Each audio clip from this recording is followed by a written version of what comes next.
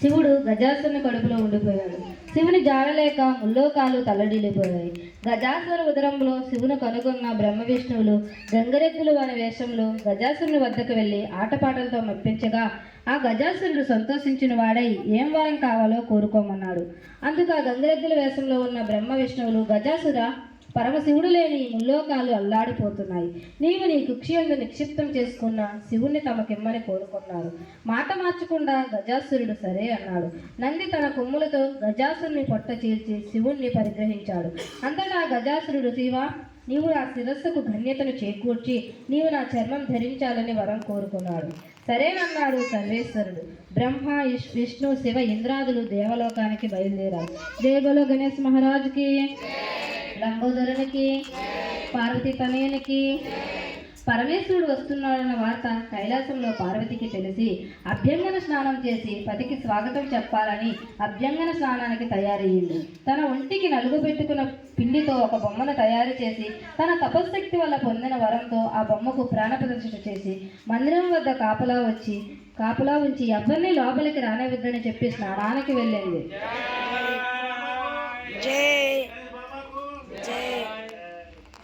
గజాసుల నుండి విముక్తిని పొంది కైలాసానికి వచ్చిన శివుడు లోపలికి వెళ్ళబోగా గుమ్మం వద్ద బాలుడు అడ్డుమిచ్చాడు. తాను ఈ కైలాసానికి అధిపతినని పార్వతీ భర్తనని చెప్పాడు శివుడు. నువ్వు ఎవ్వరివైనా వెళ్ళడానికి వీల్లేదన్నాడు బాలుడు. వాద ప్రతివాదాలు పెరిగాయి. పట్టుదల పెరిగి శివునికి కోపం వచ్చింది. ప్రమద ఘనాలు కూడా ఆ బాలుని ముందు ఓడిపోయాయి. ఇక తాళలేక శివుడు త్రిశూలంతో బాలుడు శిరస్సుని ఖండించాడు. పార్వతి వచ్చి నిర్జీవుడై ఉన్న బిడ్డని చూచి, నాదా, పసివాళ్ళు ఎంత దారుణంగా హింసిస్తారని రోధించింది. శివుని మనస్సు ఆర్ద్రమైంది. తన తొందరపాటుకు చింతించాడు. నీ బిడ్డను బతికిస్తానని పార్వతికి మాట ఇచ్చాడు. వెంటనే తన పరివారాన్ని పంపించి ఉత్తరముఖంగా పరున్నవాని శిరస్సును తెమ్మన్నాడు. ఆ పరివారం ముల్లోకాలు గాలించారు. ఎక్కడ కూడా ఏ ప్రాణి కూడా దొరకలేదు. వెతకగా గజాసురుడు ఉత్తర దిక్కుగా పడుకొని మరణ స్థితిలో ఉన్నాడు.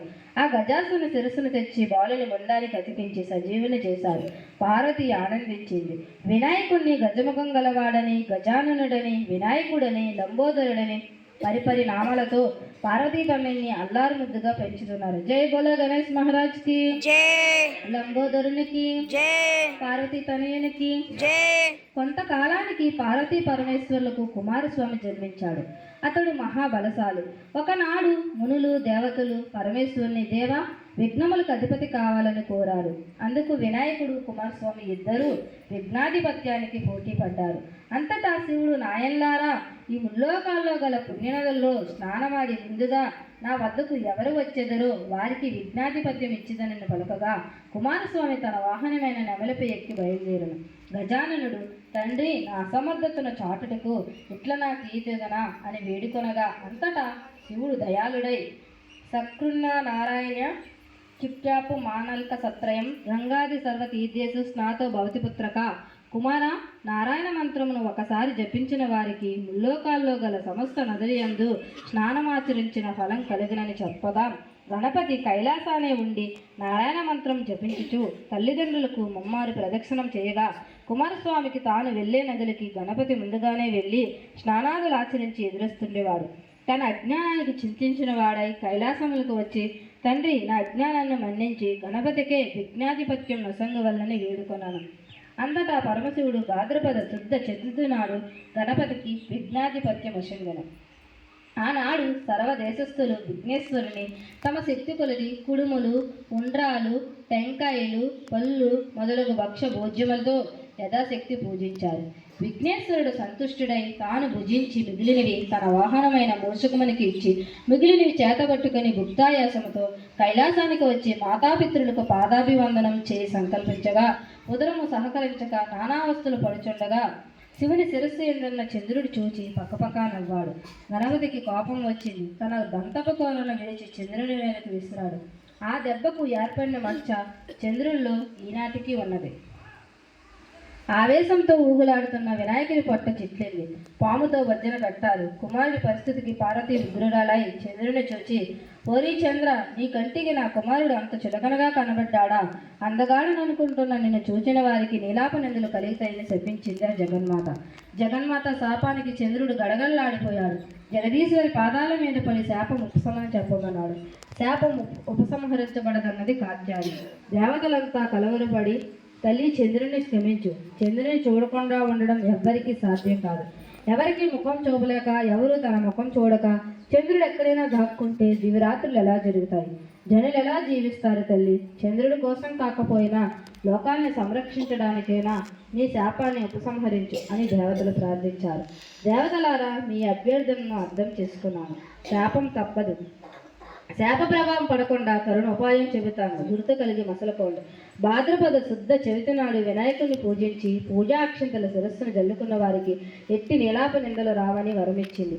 ఈ విషయాన్ని విస్మరించిన, అలక్ష్యం చేసిన అట్టి వారికి నీలాప నిందలు తప్పవు. ఈ విషయం గమనించకపోవడం వల్లే శ్రీకృష్ణుడు ఋషివర్యులు అపనిందల పాలయ్యారు. జై బోలో గణేష్ మహారాజుకి, పార్వతీ తనయునికి, లంబోదరునికి. ఒకానొకప్పుడు సప్త మహర్షులు యజ్ఞాన్ని తలపెట్టారు. యజ్ఞగుండం చుట్టూ సప్తరుషులు తమ తమ భార్యలతో ప్రదక్షిణం చేస్తున్నారు. అలా ప్రదక్షిణం చేస్తున్న ఋషిపత్నును చూసి అగ్నిదేవుడు వారి పట్ల మోహితుడయ్యాడు. ఇది అగ్నిదేవుని భార్య స్వాహాదేవిని గమనించి భర్త వ్యామోహాన్ని తీర్చడానికి అరుంధతి తప్ప తక్కిన ఋషిపత్నుల రూపం తానే ధరించి ప్రతికి ప్రమోదాన్ని తీర్చింది. అగ్నిదేవునితో ఉన్నవారు తమ తమ భార్యలే అని ఋషులు కోపగించి వారిని వదిలినారు. పార్వతి ఇచ్చిన శాపాన్ని మార్చి ఋషిపత్నులు చంద్రుని చూడటం వల్ల వారికి అపనింద కలిగింది.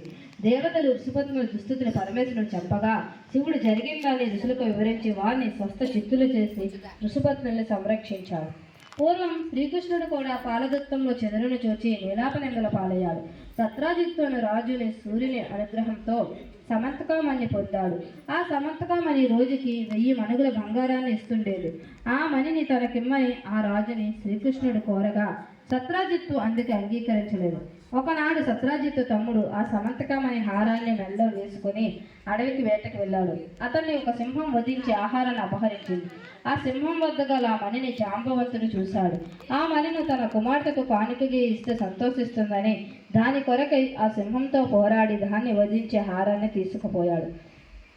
శ్రీకృష్ణుడే తన తమ్ముని చంపి సమంతకామని అపహరించాడని సత్రాజిత్తు తలిచి లోకమంతా ప్రచారం చేశాడు. ఈ వార్త కృష్ణుని చెవిన పడింది. తనకి నీలాప నింద ఎందువల్ల కలిగిందని ఆలోచించి స్థిర భాండంలో చంద్రుని చూడడం వల్ల కలిగిందని గ్రహించుకున్నాడు. ఆ నింద నుండి బయటపడడానికి సమంతకామాన్ని వెదగడానికి అడవికి వెళ్ళాడు. అక్కడ గల సింహం జాంబవంతుల అడుగుజాలు చూచి వాటిని అనుసరించి జాంబవంతుని గుహకు వెళ్ళాడు. ఆ గుహలో ఉయ్యాలకు వేలాడుతూ కనబడిన సమంతకామాన్ని చూశాడు. దానిని తీసుకొనబోగా జాంబవంతుడు వచ్చి శ్రీకృష్ణుతో కలబడ్డాడు. అహోరాత్రులు హోరాహోరీగా చెట్లతోనూ గదాఘాతాలతోనూ 18 రోజులు యుద్ధం చేశారు.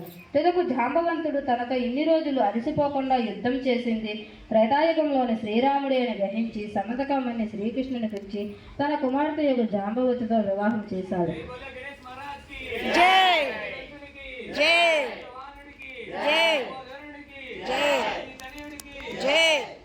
శ్రీకృష్ణుడు ద్వారకకి వచ్చి సత్రాజిత్తును పిలిచి జరిగిన సంగతంతా చెప్పి ఆ సమంతకామాన్ని వానికి ఇచ్చివేశాడు. సత్రాజిత్తు తన పొరపాటును తొందరపాటును తెలుసుకున్నవాడై ఆ మణితో పాటు తన కుమార్తె యొక్క సత్యభామను కృష్ణునికి ఇచ్చి వివాహం చేశాడు. ఇదంతా చతుర్దశి నాడు స్కీర భాండంలో చంద్రుని చూచిన ఫలమని తన వారందరికీ చెప్పాడు శ్రీకృష్ణుడు. సకల జనులు ఈ వినాయక వ్రతాన్ని భాద్రపద శుక్ల చతుర్థి నాడు తమ శక్తి కొలది యథాశక్తి పూజించి పూజా అనంతరం అక్షంతల శిరస్సును వేసుకునిచో నీలాప నిందల కలుక్క సకల ఐశ్వర్యాలు పొందెదరు. పూర్వం ఈ వ్రతమును సీతాదేవిని వెతుకుతున్నప్పుడు శ్రీరాముడును, వృత్తాసుని వధించినప్పుడు ఇంద్రుడును, గంగను భూమికి తెచ్చినప్పుడు భగీరథుడును, అమృతోత్పాదనం చేయనప్పుడు దేవాసురులు, కుష్ఠవ్యాధి నివారణకు విప్రులను, తమ రాజ్యాన్ని తిరిగి పొందటకై ధర్మరాజు చేసి సకల విజయాలు సాధించారు. జై బోలో గణేష్ మహారాజ్ కి. విఘ్నేశ్వర పద్యం. తొండము నీకదంతమును తోరపు బజ్జయు వామహస్తము మెండుగ మూయి గ్రజ్జులను మెల్లని చూపుల మందహాసమన్ కొండకు గుజ్జు రూపమున కోరిన విద్యల కెల్లనజ్జయే యుండడి పార్వతి తనయ ఓయి గణాధిప నీకు మ్రొక్కెదన్ తొలుత నా విఘ్నమస్తన జోజటి నందన నీకు మ్రక్కెదన్ ఫలితము చేయవయ్య నేను ప్రార్థన చేసే కదంతన వలపలి చేత గంటమున వాక్కున ఎప్పుడు బాయకుండమే తలపున నిన్ను వేడుగన దైవ గణాధిప లోకనాయక తలచితనే గణనాథుని తలచితనే విఘ్నపతిని తలచిన పనిగా దళచితనే హేరమ్మని దళచిత నా విఘ్నమును తొలగించుకొనుటకు అటుకులు కొబ్బరి పలుకులు చిటి బెల్లము నానుబ్రాలు చెరుకు రసంబు నిటలాక్షణ అగ్రసుదనకు బటుకరముగా విందు చేసి ప్రార్థించు మది ప్రదక్షిణ చేశాను.